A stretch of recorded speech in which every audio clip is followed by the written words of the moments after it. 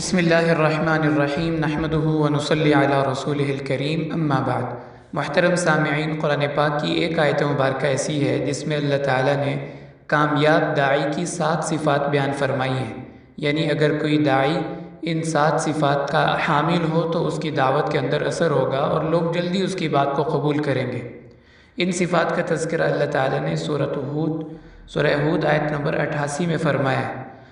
اللہ تعالیٰ کا ارشاد ہے، قال یا قوم ارأيتم ان كنت على بينة من ربي ورزقني منه رزقا حسنا وما أريد أن أخالفكم إلى ما أنهاكم عنه إن أريد إلا الإصلاح ما استطعت وما توفيقي إلا بالله عليه توكلت وإليه أنيب۔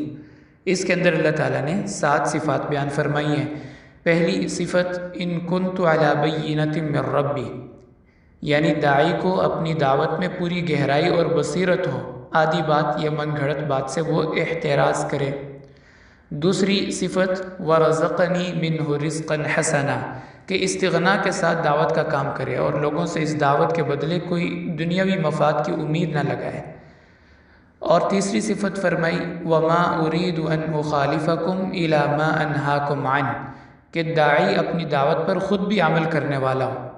اور چوتھی صفت ان اريد الا الاصلاح ما استطعت، دعوت سے مقصد دوسروں کی اصلاح اور ان کی خیر خواہی ہو، نہ کہ اپنی شہرت اور نام و نمود۔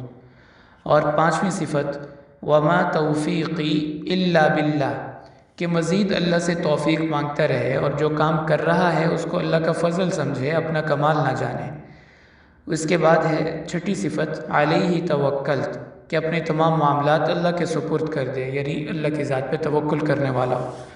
اور 7ویں صفت وَإِلَيْهِ أُنِيبُ، ہر وقت اللہ کی طرف رجوع لگائے رکھے اور اللہ سے ہدایت مانگتا رہے، اپنے لیے بھی اور باقی لوگوں کے لیے بھی۔ تو یہ 7 صفاتیں پختہ علم ہو، استغنا کے ساتھ دعوت کا کام کرے، اپنے علم پر عمل کرے اور اخلاص نیت کا خیال رکھے۔ 5ویں چیز کہ دعوت کے کام کو اللہ کا فضل سمجھے، اور 6ٹھی چیز توکل کرنے والا ہو اللہ کی ذات پر، اور 7ویں چیز کہ اللہ تعالیٰ کی طرف رجوع کرنے والا ہو۔